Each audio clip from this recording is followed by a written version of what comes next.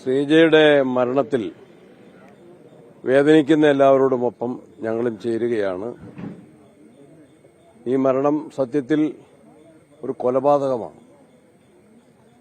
നവീൻ ബാബുവിന്റെ ദാരുണമായ മരണത്തിന് ശേഷം കേരളത്തിലെ CPM നേതാക്കന്മാർ കുറെയെങ്കിലും പാഠം പഠിക്കും, മനുഷ്യജീവന് വില കൽപ്പിക്കും, വാക്കുകൾ കൊണ്ട് ആരെയും കൊലപ്പെടുത്തുകയില്ല എന്നാണ് നമ്മൾ ധരിച്ചതെങ്കിൽ അവരുടെ ആ പതിവ് ശൈലി അവർ തിരുത്തിയിട്ടില്ല. ശ്രീജ വൻപിച്ച ഭൂരിപക്ഷത്തിൽ ജയിച്ച നല്ല ഒരു പഞ്ചായത്ത് അംഗവും പൊതുപ്രവർത്തകയുമാണ്. അവർക്ക് എന്തെങ്കിലും കടബാധ്യതകളുണ്ടെങ്കിൽ അത് പിരിച്ചു കൊടുക്കേണ്ട ഉത്തരവാദിത്വം ഇവിടുത്തെ പഞ്ചായത്ത് പ്രസിഡന്റിനുണ്ടോ? പഞ്ചായത്ത് മെമ്പർമാർക്കുണ്ടോ? CPM ഏരിയ സെക്രട്ടറി ഈ വട്ടിപ്പണം പിരിക്കുന്ന പണി ഏറ്റെടുത്തിട്ടുണ്ടോ? ഗോവിന്ദ മാഷ് മുഖ്യമന്ത്രി മറുപടി പറയണം. ശ്രീജയുടെ ജീവൻ അവരപഹരിച്ചതാണ്.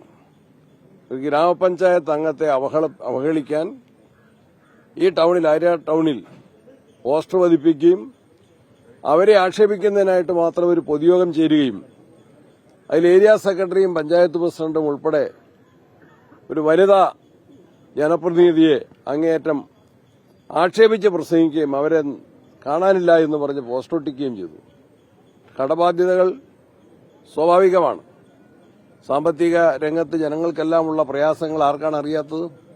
CPM നേതാക്കന്മാർക്ക് ഒരുപക്ഷെ ബാധ്യതകളുണ്ടാവില്ല. അവർക്ക് സമ്പാദ്യമായിരിക്കും ഉണ്ടാവുക. അവർക്ക് സമ്പാദിക്കാനുള്ള വഴി ഭരണത്തിന്റെ തണലിൽ അവർ ഒരുക്കുന്നുണ്ട്.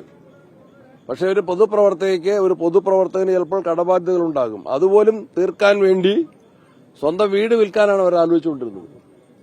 അവിടെയാണ് ഈ മാനഹാനി ഉണ്ടായത്, ഈ അവഹേളനം ഉണ്ടായത്.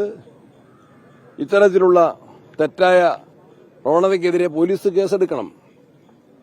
ശ്രീജയുടെ ഭർത്താവ് കൃത്യമായ പോലീസിൽ പരാതി കൊടുത്തിട്ടുണ്ട്. ആ പരാതിയുടെ അടിസ്ഥാനത്തിലാണ് പോലീസ് കേസ് രജിസ്റ്റർ ചെയ്യേണ്ടത്. Panchayat president, member, area secretary ഉൾപ്പെടെയുള്ള ആളുകളുടെ പേരെടുത്തു പറഞ്ഞാണ് പരാതി. ആ പരാതിയിൽ പോലീസ് കേസ് രജിസ്റ്റർ ചെയ്യേണ്ടതായിരുന്നു. അങ്ങനെ ചെയ്യാതെ പ്രതികളെ രക്ഷിക്കുന്ന പോലീസിന്റെ PP ദിവ്യയെ എങ്ങനെ രക്ഷിക്കാൻ പിണറായി സർക്കാർ പരിശ്രമിച്ചോ ആ മോഡലിൽ തന്നെയാണ് ആര്യനാട് സംഭവിച്ചത്. അത് അനുവദിക്കില്ല. കേരളത്തിലെ ജനങ്ങൾ അനുവദിക്കില്ല, കോൺഗ്രസ് പാർട്ടി അനുവദിക്കില്ല, പ്രതിപക്ഷം അനുവദിക്കില്ല. ശ്രീജയുടെ മരണത്തിന് ഉത്തരവാദിയായവരെ നിയമത്തിന് മുമ്പിൽ കൊണ്ടുവരണം. അവരെ കൽത്തുറങ്കിൽ അടയ്ക്കണം.